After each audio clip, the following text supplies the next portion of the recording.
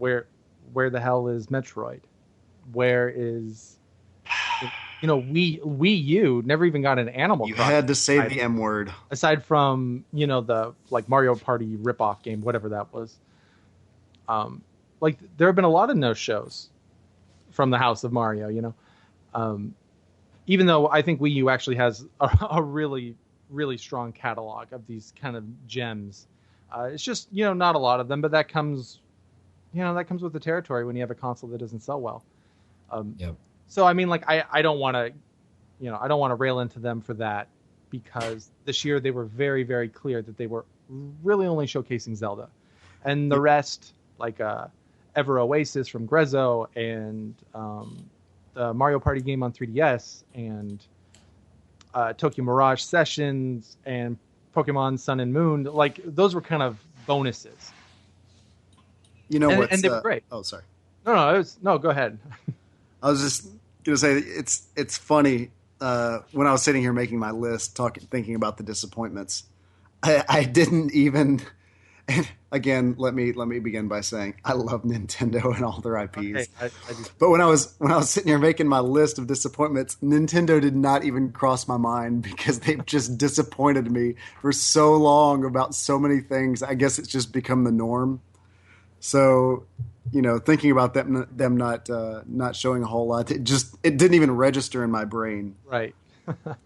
But yeah, I think, Alex, that's a good point.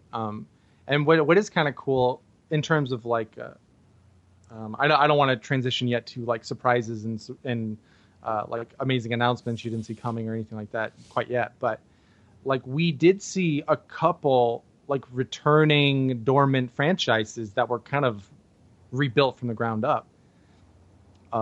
So yeah, I mean, I totally agree with you that there could be more leveraging of nostalgic titles and classic characters, but we did see a couple.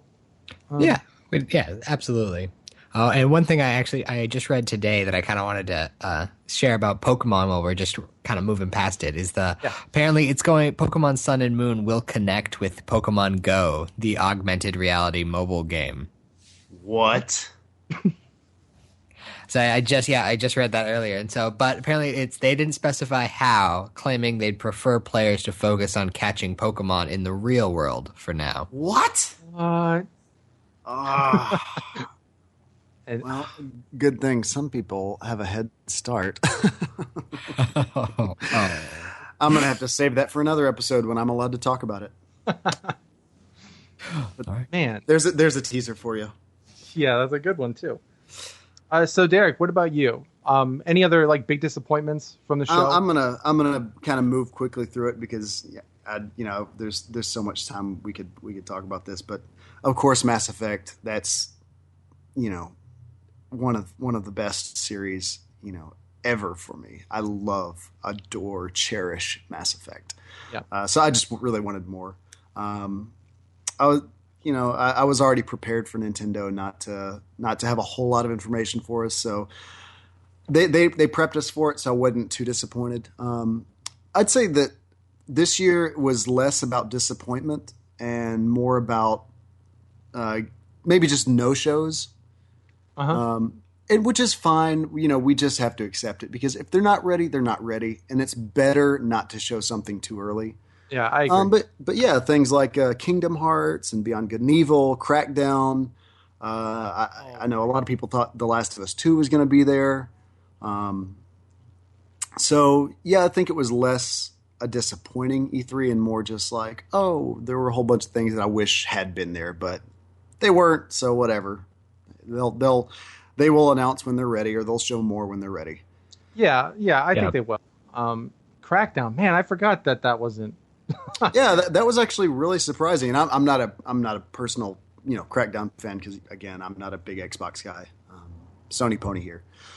But yeah, I was surprised. That was kind of shocking, because I thought they were much farther in, so I figured they would have had a little more to show. So and they've shown that off in the past. Yeah, but yeah, for whatever reason, E3 was not the time to show it again.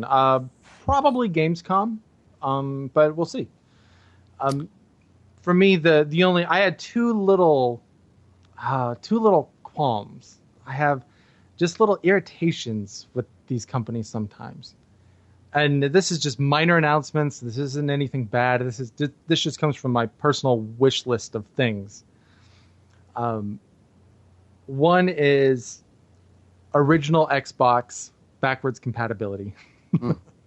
For all the talk about like the future of the Xbox platform and the unification of the platform and the fact that Microsoft has been killing it over the last year, bringing Xbox 360 titles to Xbox One. If you already own the game, on disc or you bought it digitally on 360, it automatically works on Xbox One. And they are over 200 titles now, I think, supported. And Phil Spencer gets asked a lot about, well, what about the original Xbox? There are a lot of great games we'd love to play again. And he even kind of gave a half answer to that a couple days ago and just said, yeah, we're not focused on that right now. So yeah, dagger to the heart. But, that is a little disappointing. And then the other one is Sony. Why you got to do this to me, man? I just want to change my PSN username. Oh man. I can create a new me on Wii U right now and get a new username. I can get a free upgrade or a free name change on Xbox Live right now. I've been able to change my name on Xbox for a decade. Please just let me change the name I thought was kind of cool 10 years ago. There are too many X's in it, and we need to move on. We've all grown up. So please, just at some point, let me change the name. Yeah, Jason doesn't want to be Big Booty Pimpin' XOXO anymore. But you can follow me on Twitter with that name. I'm sure there's someone on Twitter you can follow with that name. But so despite the things that weren't announced or the no-shows, there were some really cool surprises and announcements we did hear about. Well, those are two different categories now. Which one are we going into?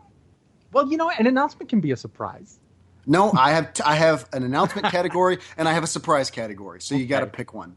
Let's go so on announcements. That's the better segue. Sure. So Derrick, let's go with you. Oh my Lord. That Resident Evil 7 announcement. Holy baloney, Batman. Superb. They, when they started showing it off and everyone's like, oh my God, what is this? This is incredible. Just that moment at the end.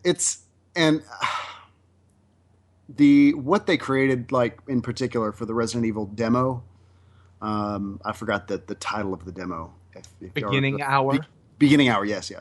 For the beginning hour demo, it is very unique in many aspects once you get into it from PT. But that kind of PT approach where they show this really, twisted trailer. Nobody has any idea what it is, and it looks amazing.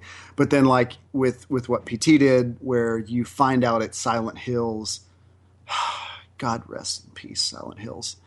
When you find out it was Silent Hills, in the end when you beat it and that appears with Norman Reedus and all that, that was amazing. And they kind of did the same thing where they take you through that whole trailer. I guess all trailers do that. Actually, they show the title at the end. Anyway, still whatever. Yeah, but not every trailer is a big surprise. Yeah, that moment at the end when Resident Evil 7 appears, I lost my shit. Yeah. It was just incredible. Because, they'd been talking about going back to its roots for so long. And this looks like they went beyond its roots. Right. And it should also be said that this particular demo, what they showed off, will not be in the final game. It's going to be different similarly to PT. Like they said the same thing. Like this is not going to be part of the game. It's its own little experience. Okay. But yeah, man, that announcement was just incredible. And everybody was hoping for Resident Evil 7. I did expect it, but I did not expect that. That was just superb. What's funny about that is that, Derrick, you and I were talking maybe a week before, maybe not even a week before the Sony conference about whether or not we were going to see Resident Evil show up. Mm-hmm. And it was funny because when the trailer started, like, I wasn't even thinking Resident Evil. Yeah, no, not even. And so, like, not only was the trailer crazy and just great and very effective, but then, you have the title reveal, the crowd goes wild, and then they say, and the demo's out right now. Oh, yes. Of course, right now means us waiting several hours. Is it out yet? Yeah. Do you see it on PSN? Do you see it on PSN? I think I got to it, about midnight that night? Midnight. Yeah. Something like that, yeah. Yeah, I think, in my opinion, that's probably, in terms of announcements, and really even surprises, that Resident Evil 7 was maybe the big one. I think the showstopper. Yep. Maybe the only one.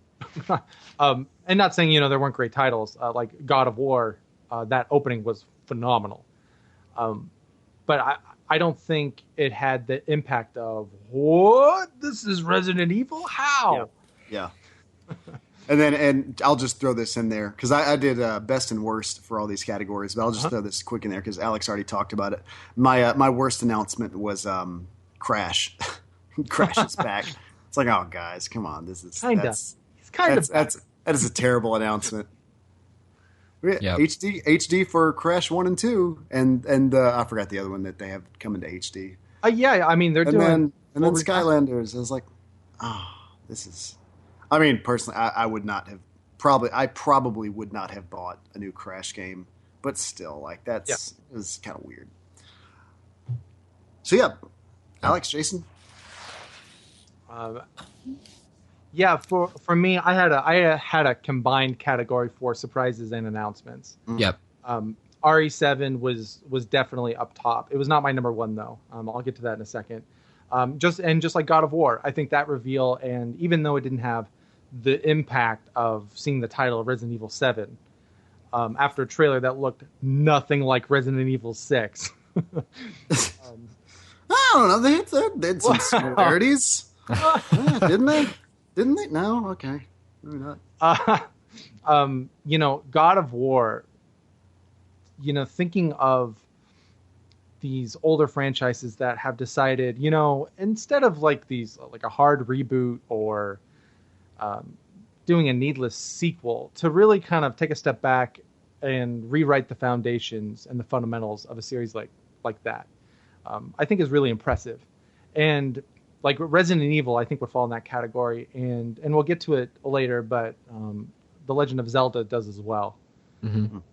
And it did, of course, like the God of War trailer did have its like chill moments, where like the first reveal of Kratos, and it was like, oh man, it really is God of War. And then of course it looks gorgeous. And then you realize that the camera's like strapped behind his shoulder and it looks like The Last of Us.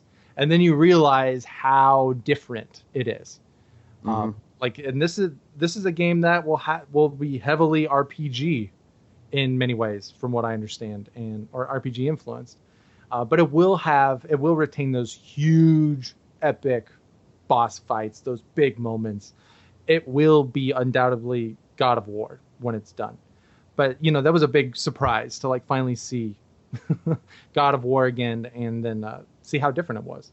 Wait. So I think I missed the transition. So was God of War your pick for surprise? No, it was not. Okay. You were just. Yeah. Side note. I'm just gushing about God of War. We're gonna have a lot of side notes. It's not even on my list. No, and then Sony had another big title that I thought was it was a surprise to me, even though I know the internet's been talking about it for about a month, but I actually just didn't think it existed.